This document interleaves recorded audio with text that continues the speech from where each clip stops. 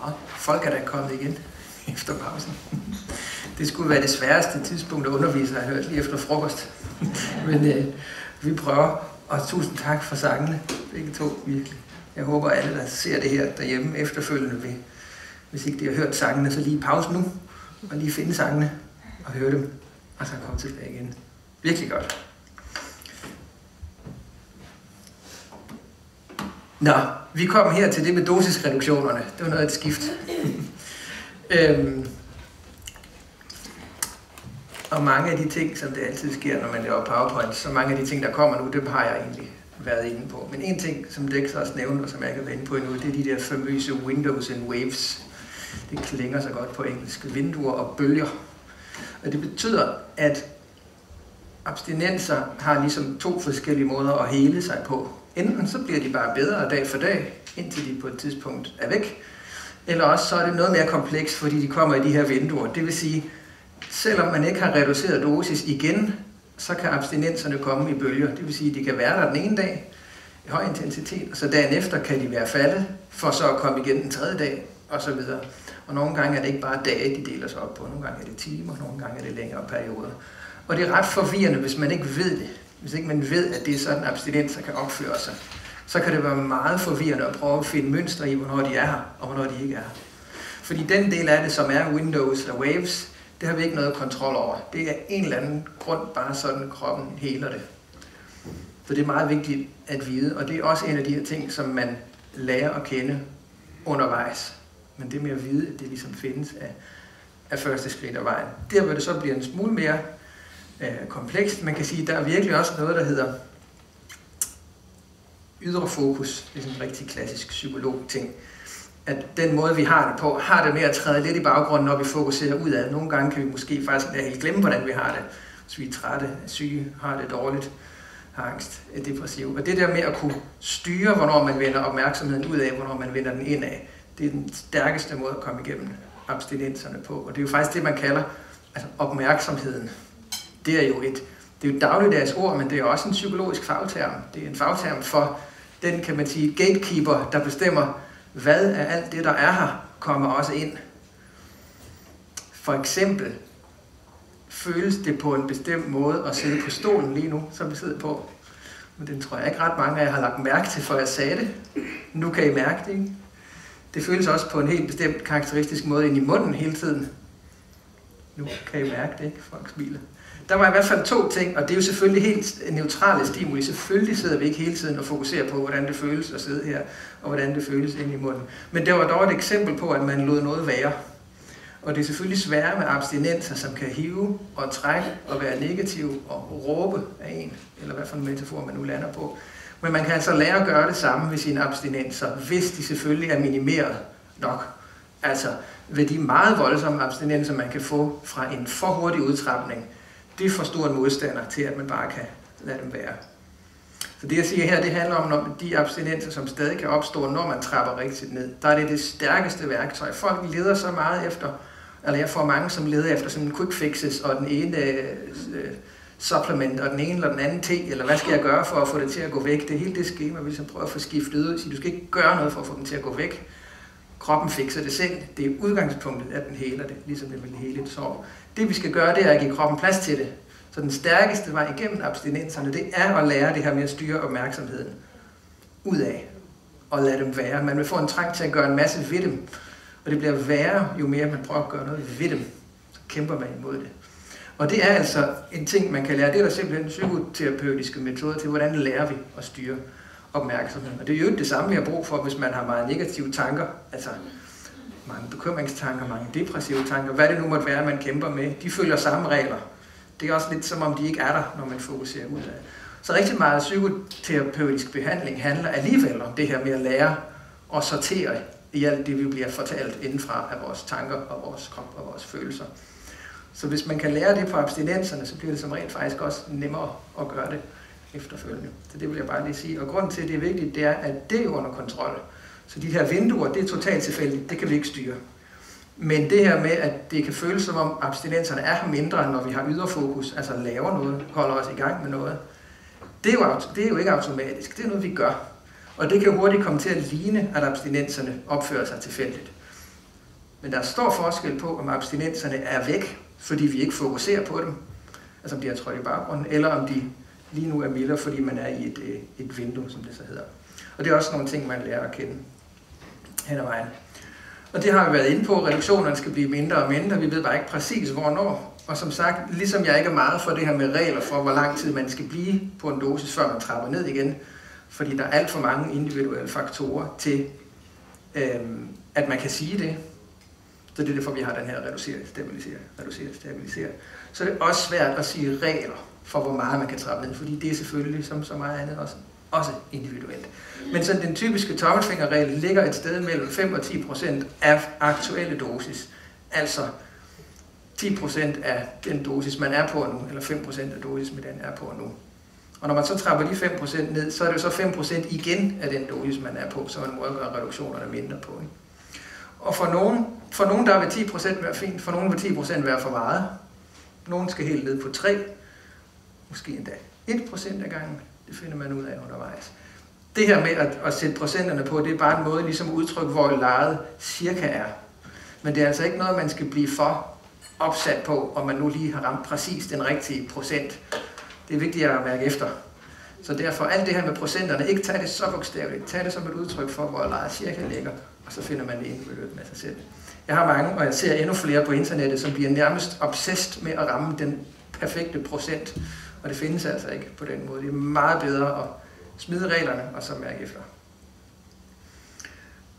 Yes, vi har faktisk været inde på de fleste af de her ting. Så er der noget med, om man kan bytte over til det, der hedder fluoxetin. Det er et antidepressivt præparat med en meget lang halveringstid. De fleste præparater har en halveringstid mellem, det kan være mellem 6 og 40 timer eller sådan noget. Og halveringstid, det er ikke fordi vi skal nørde det så meget, men det er et udtryk for, hvor lang tid medicinen tager at komme ud af kroppen.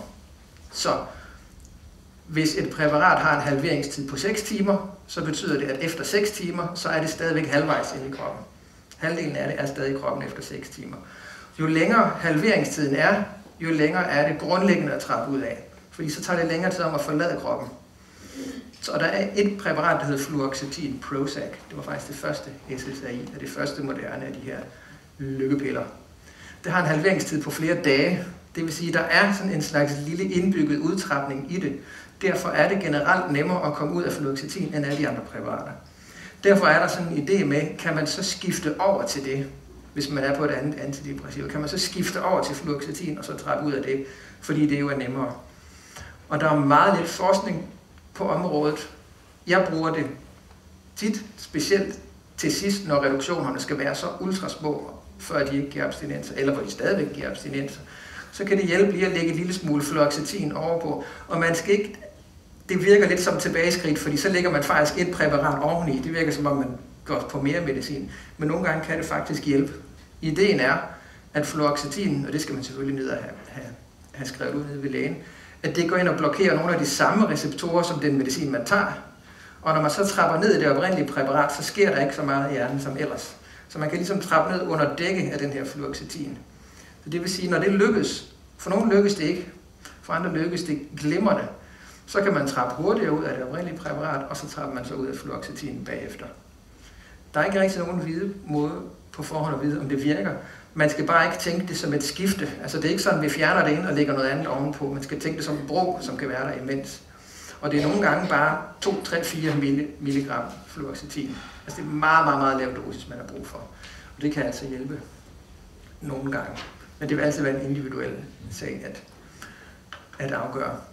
Og så er der det der med, hvilken dosis man skal ned til, før man kan stoppe. Jeg ved ikke, hvad jeg skulle hedde på dansk, men exit-dosis. Det er også en helt klassisk spørgsmål. Hvor langt skal jeg ned, før jeg kan stoppe?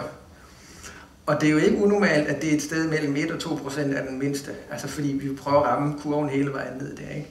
Men det er igen meget svært at sige noget individuelt om. Derfor har jeg ikke nogen eksempler med på det her, fordi at jeg har erfaring med, at folk kommer til at tage det lidt for bogstaveligt, og jeg vil meget hellere have, at folk bruger deres egne erfaringer med det, end det her med, jamen, hvad er den perfekte dosis at slutte på.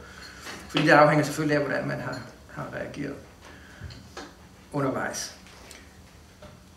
Og igen, det er det ene af udtrapningen, hvordan man rent teknisk kommer ud af medicinen. Det er en videnskab for sig, og så er det det der med at klare sig uden medicin. Og så siger du også meget fint, at det er som om medicinen har været en beskyttelse fra psykosen. Og hvad skal man så finde og beskytte sig imod? Jeg vil jo ikke, på alt efter hvad du mener med det, man bruger psykose. Jeg vil finde ud af, hvad de handler om. Jeg vil finde ud af, hvornår de opstår. Jeg vil finde mønstret i, hvad der leder op til psykoserne. Igen, de kommer ikke bare ud af det blå. Der sker et eller andet, som trigger dem. Og hvad kan man sige, den psykoterapeutiske vej ud af psykoser, det er jo at finde ud af, hvad det er, og så navigere rundt om det. Og rigtig meget af det vil jo handle om noget med nogle selvhenførende tanker, for eksempel. Altså et eller andet, der forstyrrer tankemæssigt, som man så kommer til at hoppe på. Så rigtig meget psykosebehandling handler om at finde ud af, hvad psykoserne handler om, og finde en anden måde at håndtere tankerne på.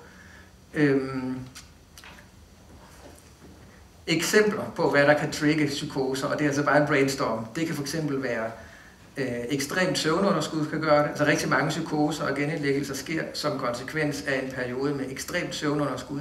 Altså ikke bare lige en enkelt dag, vel, men rigtig sleep deprived.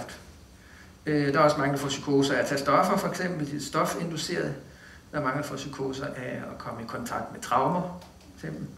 Så det vil sige, psykosen skal vi bare se som et symptom. Og så er vi nødt til at finde ud af, hvad der går forud. Giver det mening? Og så skal vi ligesom løse det. Hvis alle psykoserne kommer, eller mange af dem kommer efter, at man tager stoffer, for at tage eksempel, så skal vi finde ud af, hvorfor man tager stoffer. Er det for at have det sjovt? Er det bare en vane? Er det for at komme væk fra noget, så løser vi det problem. Kommer psykoserne altid efter søvnunderskud, skal vi finde ud af at løse det over. Kommer psykoserne altid, når man kommer i kontakt med bestemte traumer eller svære følelser, det er det, vi skal løse. Så uanset hvad man lander på, så skal man se psykosen som symptom og finde ud af, hvad den ligesom er reaktion på. Men fordi fortællingen om de der psykoser er så stærk biologisk, så er der mange, der aldrig får stillet det spørgsmål. Altså, hvad bliver det psykotisk over?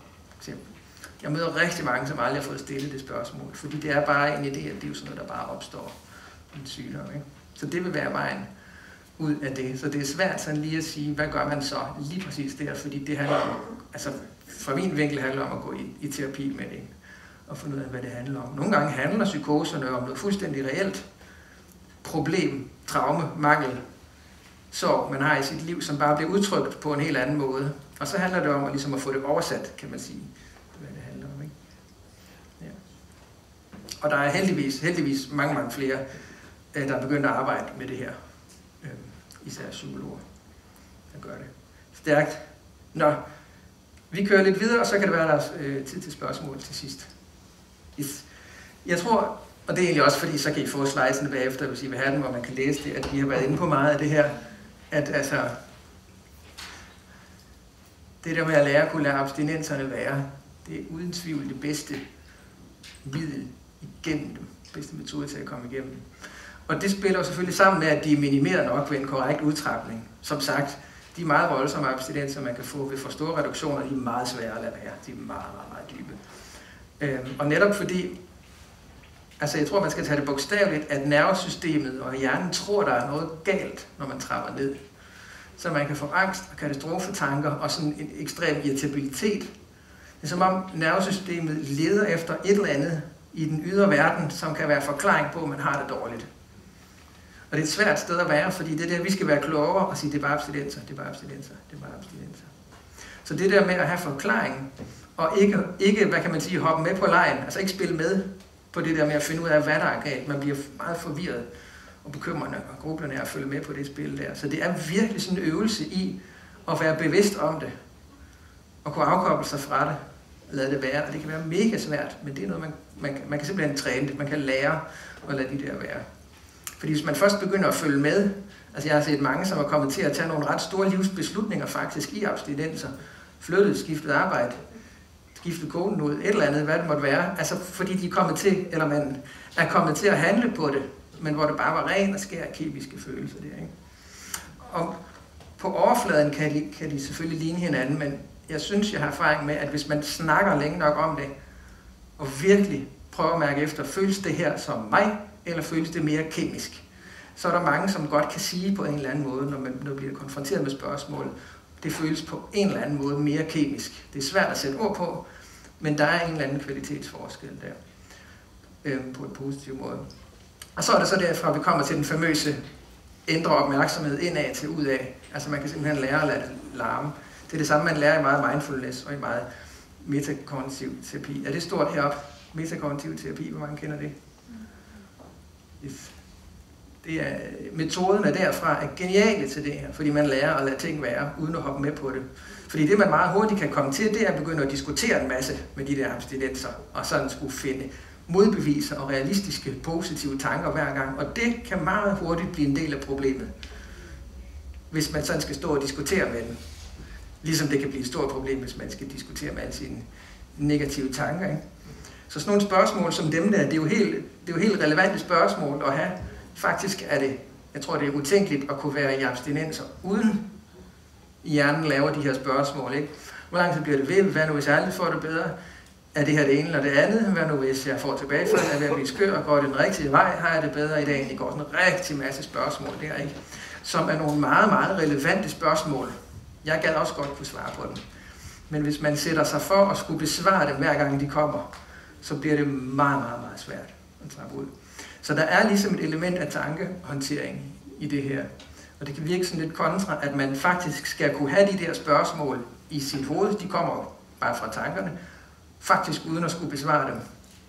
Ikke fordi det ikke er vigtigt, men fordi at det kan blive meget, meget, meget hårdt at skulle besvare dem hver gang. Ikke?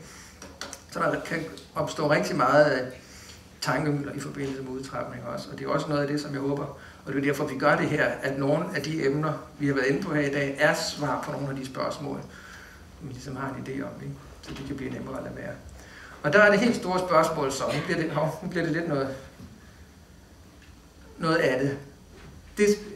Det helt store spørgsmål, hvornår har jeg så stabiliseret mig helt, når jeg er kommet ud af medicinen? Og der kan psykiatri, altså, fordi det er et spørgsmål, hvad vender vi egentlig tilbage til? Hvad er normalen, kan man i virkeligheden koge spørgsmål ned til. Og det er meget vigtigt, hvad ens model, skema, idé, forestilling om virkeligheden er. Altså, om de store spørgsmål, hvad verden er for noget, og hvad det er at være her, hvad det er at være menneske, hvad det er at have tanker, følelser osv. Og det jeg bare har oplevet mange gange, det er, at den der sådan overordnede model for, hvad det normale menneskehoved er, det kan være totalt forstyrret af at have været for meget igennem psykiatrien, fordi man har vendt sig så meget til, at der er et lighedstegn mellem, når noget er svært, så er der også sygt på en eller anden måde, og det er symptomer i stedet for reaktioner. Ikke? Så derfor har jeg taget den her med, og det er et meget relevant spørgsmål, og jeg ser mange bruge. Altså man kan struggle ret meget med at forsøge at besvare det, fordi det er bare svært. Hvornår er jeg egentlig stabiliseret helt fra at komme ud? Og der er der noget, der er meget interessant, hedder, jeg har ikke oversat det, fordi det virker faktisk bedst på engelsk. Der er noget, der hedder Default Mode Network. Hjernens Default Mode Network. Er der nogen, der, uden I skal forklare noget om det, er der nogen, der har hørt om det før? Det er, altså default, det er jo standard, sådan udgangspunkt. Altså hjernens sådan psykiske grundtilstand, når vi ikke påvirker, når hjernen bare får lov til at gøre det, den nu skal.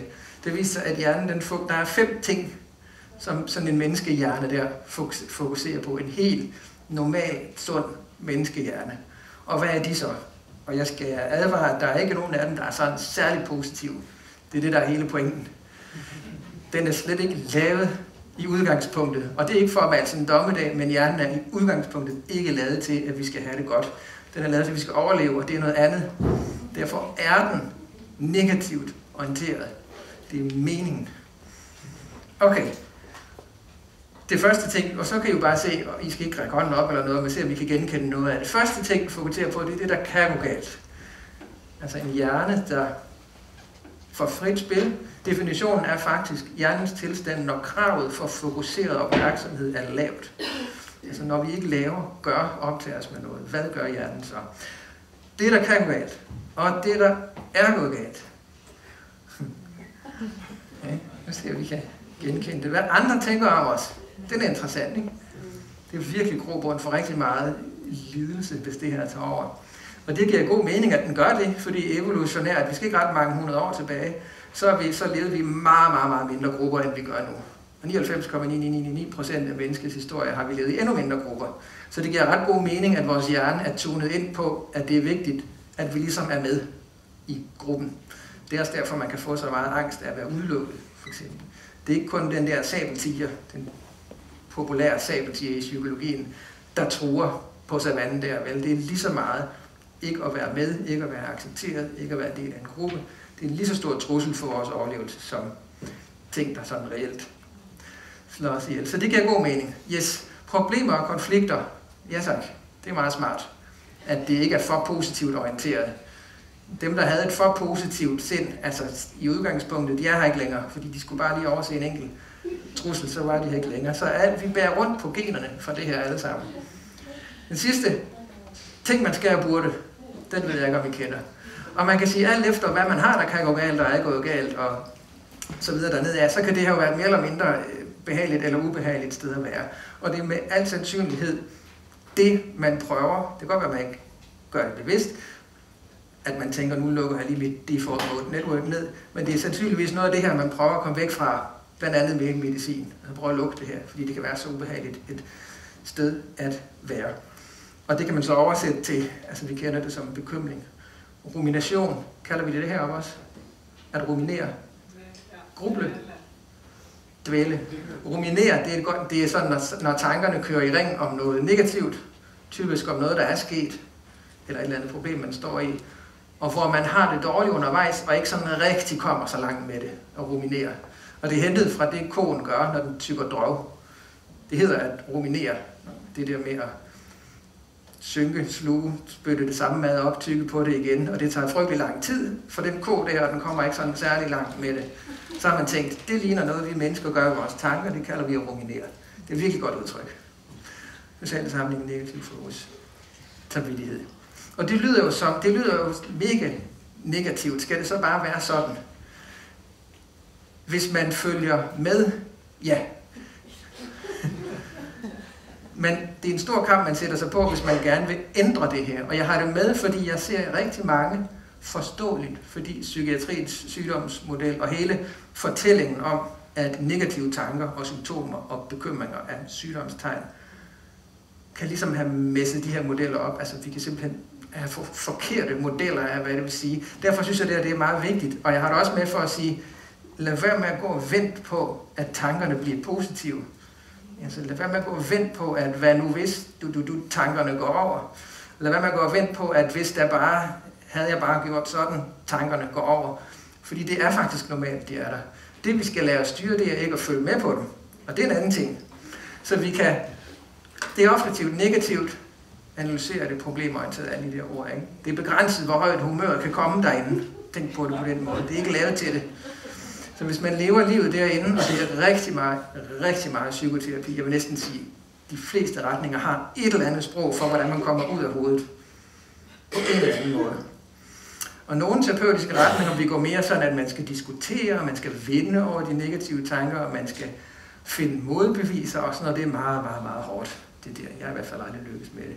Og så er der en anden terapeutisk retning, som mere går, og det lyder simpelt, når man siger det, og det kan være mega svært, men altså på papiret handler det om ikke at gå med på det, ikke at spille med på alle de der tanker. Det kan være et meget dybt fængsel med de der tanker, men på en anden side er det også et meget tyndt fængsel på en måde, at i det øjeblik, man finder ud af, at det bare er tanker, og man kan handle imod dem, så kan det godt være, at de hiver og larmer og er meget, meget insisterende. Men øvelsen i at kunne handle på trods af det, og så finde ud af, at tankerne træder i baggrunden, det er rigtig meget psykoterapi handler om. Så man behøver ikke følge med på de her tanker, det er det, man skal huske. Man behøver faktisk heller ikke at tro på dem, man behøver heller ikke at modbevise dem, før man kan gå ud og gøre det, man gerne vil. Man behøver at vide, hvordan man styrer sin opmærksomhed. Så det, man kan sige, det er til venstre, det der står til venstre derovre, det er jo automatisk. Vi kan ikke gøre så frygtelig meget ved, at vores hoveder, i hvert fald langt de fleste af os, jeg har mødt nogle gange imellem, som siger, det kan jeg overhovedet ikke genkende, det der. Altså, der er tankerne bare positive. Hvad end der så sker der, det er de færreste, jeg møder, der har det i hvert fald, men det er jo alt sandsynlighed være dem, der ikke havner i noget psykisk lidelse. Så er vi nogle andre, der ligesom selv skal lære at afkoble os fra det og lade det være. Det er det, der er ideen. Tænk på det som en samtale. Tankemøller, hvad end det er bekymring, eller grublerier, eller selvkritik, overtænkning. Tænk på det som en samtale, man har med sig selv. Det føles automatisk. Det føles som noget, der bare sker. Men der er mindst 2 slags tanker i det. Der er nogen, der bare kommer. Det vil være, hvad nu hvis, og hvis det bare, hvorfor det, hvorfor dat. Du er dum, du er grim, du duer ikke til noget. Hvad det nu er, det der hoved kan finde på at sige. Ikke? Det kan også være, at det opstiller regler, sådan tvangstanker om, at hvis ikke du gør sådan, så sådan. Det vi kender fra det, der bliver diagnostiseret som OCD. Det kan også være, at tankerne er det, man kalder selvhenførende, som er det tankeindholdet i mange psykoser, altså som handler om, at man er overvåget for eksempel, at man er specielt udvalgt, at andre vil en noget, at tilfældigheder handler om en, at der er kamera i væggen, hvad det nu måtte være. Ikke? Det er altså bare tanker, som selvfølgelig, nogle af dem er lidt voldsommere karakter end de andre, men man kan gå behandlingsmæssigt fuldstændig til depression, angst, personlighedsforstyrrelser, det ord kunne jeg jo aldrig nogensinde finde på at bruge, psykoser, på samme måde. Der er ligesom altid være et eller andet element af, hvad den der skide hjerne siger. Ikke? Tænk på det som et samtale, man har med sig selv. Det vi ikke kan fjerne, det er, at hjernen laver alle de der negative tanker tit. Ikke? Tit er rettet ud i fremtiden eller i fortiden. Det vi kan lære, det er at lade være med at svare dem, også uden at diskutere med dem. Det er så vigtigt at få hægtet det på. Det er en kæmpe kamp, man sætter sig op imod, hvis man vil vinde over tankerne. Det er meget stærkere at finde ud af, at man kan handle på trods af det, og det kan være mega svært i starten. Fordi det handler om at blive fortalt, i nogle situationer handler det om at blive fortalt nogle ret frygtelige ting indenfra faktisk. Men så handle imod det, og det kan tankerne ikke ret godt lide. Så de vil prøve at hive en tilbage, men man kan simpelthen lære at lade det og styre opmærksomhed på trods af det. Og det bliver, hvis man har brugt medicinen til at dæmpe noget af det her, bevidst eller ubevidst, så bliver det her et element af udtrapning også, hvis man gerne vil undgå at komme tilbage på den i hvert fald. Fordi medicin er bare en måde at dæmpe det på, det var det vi startede med. Ikke? Og hvis man har bare det at have været vant til, at ens følelsesliv har været dæmpet i lang tid, og så skulle vågne op til, at det ikke er det længere. Altså selve overgangen. Der er meget bekendt ikke noget, der ligner det, og har haft dæmpet sit følelsesliv i x antal år, og så skulle vende sig til det igen. Hvad siger du? Man bliver jo vant til, at det er dæmpet.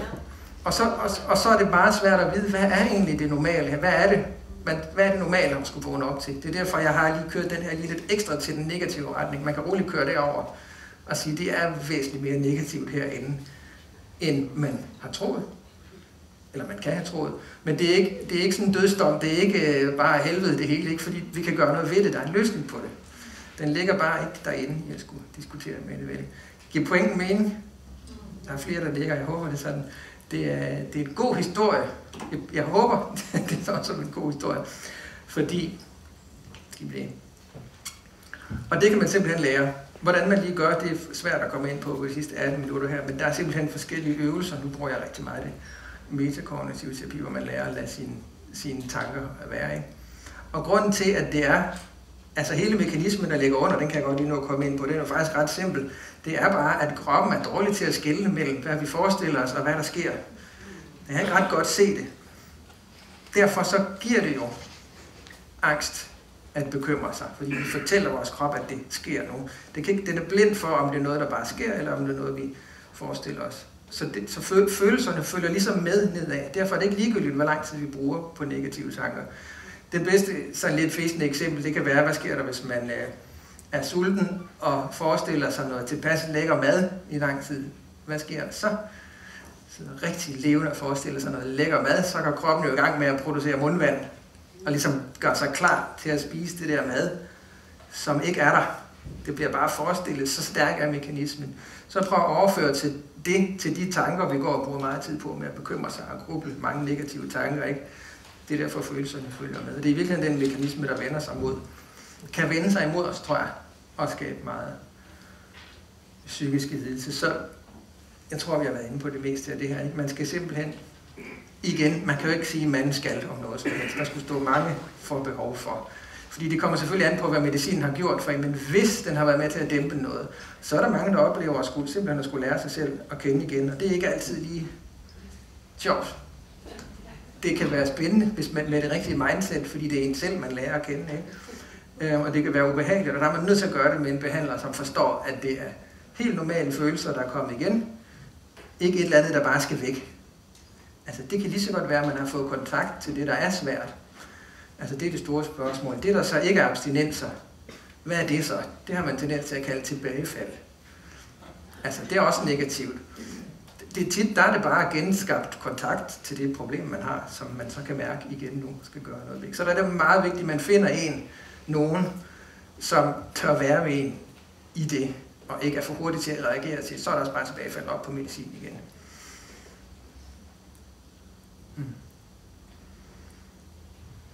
Og sagt sådan lidt afsluttende. Altså som sådan en helt generel ting, at hvis det virkelig føles meget attraktivt at have et dæmpet sind og følelsesliv, så kunne det jo være, at det var fordi, der var et eller andet rigtig galt, som man skulle tage sig af. Og det er jo der, hvor traditionerne bliver uenige med hinanden, ikke? Fordi psykiatrien, i hvert fald den biologiske psykiatri, har haft så stort held med at få kaldt rigtig mange reaktioner for sygdom. Ikke? Prøv at sige, hvis I har meget tid, så prøv at gå igennem diagnosemanualerne, og så prøv bare at sætte et hak ved alle de symptomer, som i virkeligheden er strategier. Altså det er adfærd, man gør, når det er svært. Det er overlevelsesstrategier. Det er langt de fleste af dem. Så der, hvor jeg kommer fra i hvert fald, tænker man ikke som symptomer, man tænker det som overlevelsesstrategier, som så bare bliver ved. Det er der, vi har opskriften på rigtig meget psykisk lidelse. Det er, hvis de ting, vi gjorde for at gå igennem svære tider, sagt lidt generelt, hvis de bare opdaterede sig igen, når krisen ligesom var over, og verden igen var sikker, så tror jeg, der vil være meget lidt psykisk lidelse i virkeligheden. En stor del af problemet er, at de ligesom bliver ved. Går man ud i resten af livet med nogle strategier, og man kan altid, ja, det har aldrig lykkes mig, det lyder som om jeg leder efter det. Det giver altid mening, de symptomer man har, den måde man har det på. Enten i den kontekst, man er i nu, eller en kontekst, der har været tidligere, som så bare bliver ved. Og det er en anden måde at snakke psykisk lidelse og behandling, apropos psykosebehandling, på, end at se det som symptomer. Og i sidste ende handler det om, sagt sådan lidt, altså at skabe sig et liv, man ikke har brug for at flygte fra på samme måde faktisk, som medicin jo gør. Og det kan være en større rejse, det er jeg godt med på. Men på papiret tror jeg, der er noget i at gøre det sådan lidt forsimplet i forhold til, hvad det egentlig er, vi prøver at komme frem til. Det var mine sidste ord herfra. Jeg tror, jeg har et kvarter længere, kan det passe? Så lad os tage spørgsmål. Det sidste kvarter. Og det kan være til det, vi har snakket om nu, og det kan være til noget før. Tusind tak for jeres tid. Skriv til mig der. Følg med. Jeg har også, jeg har skrevet en bog om det her, som jeg lige har givet til forlaget nu her, så jeg går også lige de her der og venter på, om de har mange kommentarer tilbage. Og ellers så får jeg udgivet en bog om det her i løbet af næste år. Jeg tænker, vi oversætter den til norsk som noget af det første også. Så hvis I følger med, så kommer der en bog om det. Tak for jeres tid.